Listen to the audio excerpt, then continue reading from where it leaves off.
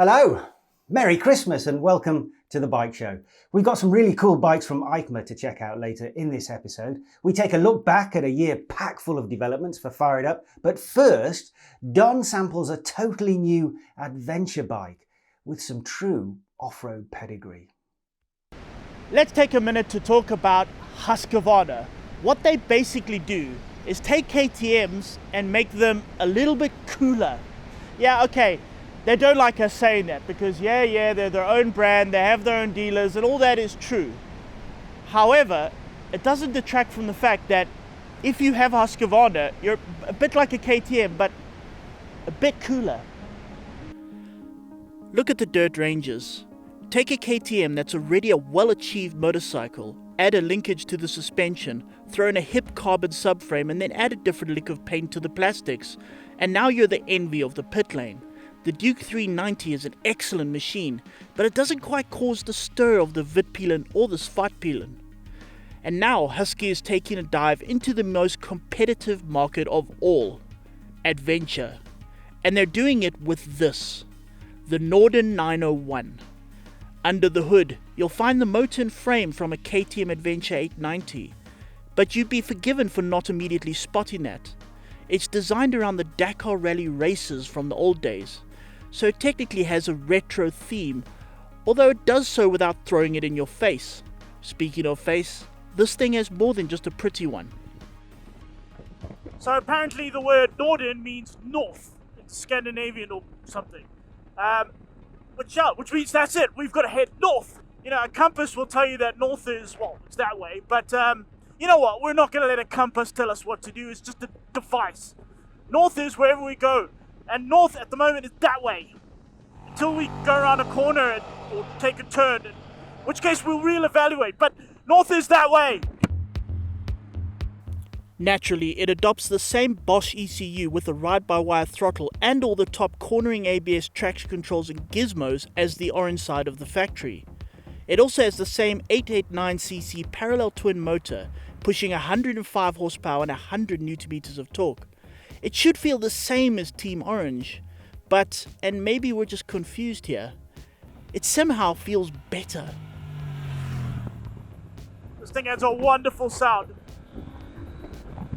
Oh, and listen to that quick shifter. It's got that little pop. Hang on, I'm going to slow down and do that again. I'm not even revving it properly. I'm just, low rev, short shifty. Listen. Oh, that's lovely. Oh, parallel twin irregular firing order quick shifter bliss. It's been months since I've ridden the 890. And I remember being really impressed, but I don't remember it being this sort of perky. I don't remember it having that great a soundtrack, that sort of deep, sort of sonorous soundtrack. And I don't remember opening the throttle and having this much oomph. It's just, wow, that's actually incredible. I mean, this is a 900cc, 900-ish cc motor. And there's just so much of it. Whenever you open the throttle, it's just boom, hits you, boom, hits you. Weight is 217 kilograms, and despite being kitted out to tackle the mighty off-road, it does a sturdy work on the not-so off-road. Into the twisties. I love about these sort of adventure bikes these days. I mean, not that long ago, if you rode an off-road capable motorcycle on a tar road, it would sort of, because of all the off-road abilities, it would kind of wallow and pitch and, get out of sorts. They were not fun. And the 21-inch wheel would get all out of shape. And it's amazing what they've done these days. I mean, I feel confident I can attack these corners. Probably much of that turning goodness can be attributed to the 19-litre fuel tank split into two that sit nice and low on either side of the motor, much like the Dakar bike. Speaking of Dakar, let's go off-road. Okay, so we use the switches here. On the fly, push that into that one, rider mode, up to off-road. There we go. Then we get into ABS, turn into off-road mode, keeps the front ABS on, turns off the rear. And you notice that I'm going to be keeping the traction control on because it is pretty good. It allows a whole lot of slip, even with it on. And it does a pretty good job of catching the motorcycle should you overdo it. So any antics, I agree they're going to be pretty mild, but any antics off-road now is purely down to electronics and not talent, obviously. The standard off-road traction control and electronics work admirably to protect riders from doing stupid stuff in the dirt. But the production models arriving early next year will also have the additional Explorer mode that will be even better. Not that that motor really needs it. So here's the thing, Husqvarna have kind of marketed this bike as sort of a long distance comfortable adventure machine.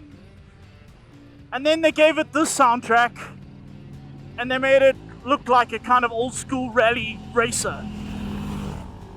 Really? And as is the way with modern motorcycles, I have no idea where they put all that weight.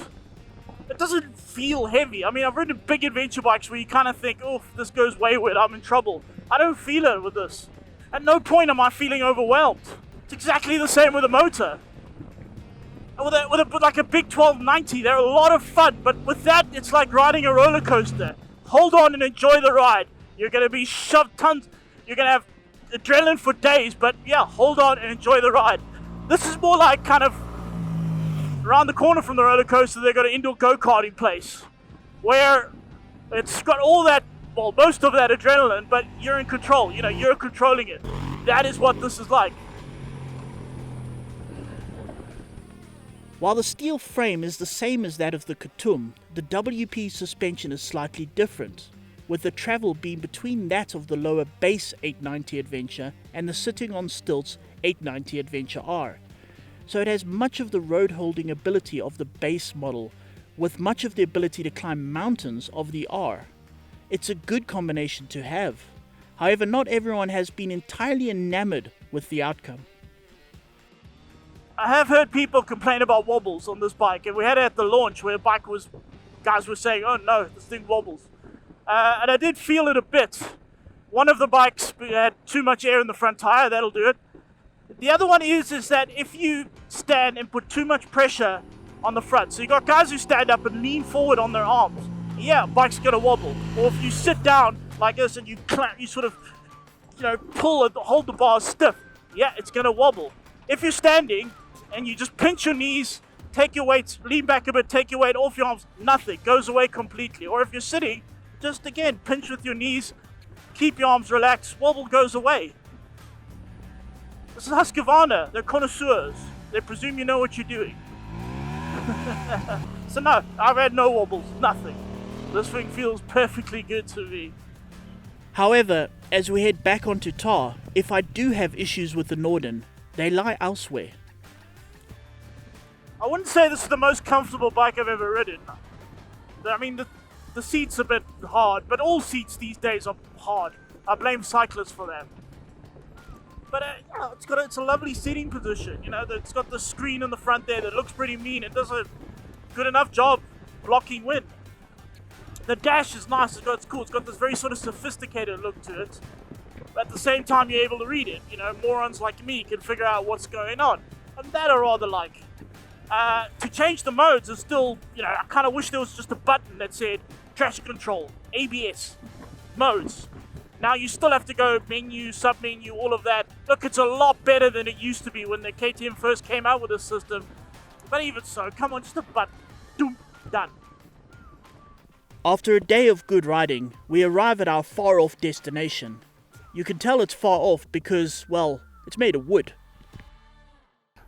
So here's the thing, it has been a long time since I rode an 890 Adventure.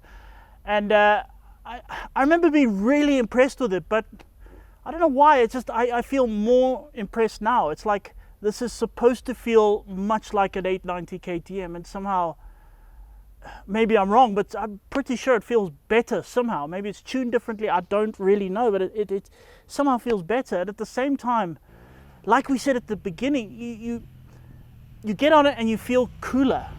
I mean, that 890 Adventure is great in many, many ways, but you get on this, it's like those guys who wear their sort of fancy work clothes in a pub and they stand outside on the streets in their fancy things saying their, oh yes, with their pints of beer, having a laugh, having a joke. It's like a sort of very sophisticated kind of cool that you just feel. It's like a mixture between feeling sophisticated, rallying, and just having a good time on a good motorcycle. All of that sort of combined, it just, I don't know, it does something in your brain. And your brain is the most important thing. If your brain is happy, you're happy, everything's happy, and the world is better. And that's what this bike does. It makes your brain happy. Big thank you, Trax Motors. They lent us their motorbike. Rion and them, go say hello to them. But yeah, well done Husqvarna. Well done Husqvarna. It sounds very much like Don's brain was affected by the Norden, in a good way. But he's right about the coolness factor though, isn't he? The Vitpelan 401 and 701 are so much cooler than their KTM counterparts, though obviously the 701 doesn't exactly have a orange equivalent. And this Norden has a grown-up, sophisticated look to it compared to the in-your-face, insectoid appearance of the KTM. The KTM is brash, the Husky is classy. That's a bit of a broad brushstroke, but I'm sure you know what I'm getting at. I have to say, as a rubbish dirt rider who still likes to amble off down a dirt trail from time to time, I think its dynamic positioning between KTM's base 890 Adventure and the R version is perfect and will undoubtedly stand it in good stead for those of us who appreciate a capable adventure bike but with really decent road manners. Right, ad break time. Back in a moment.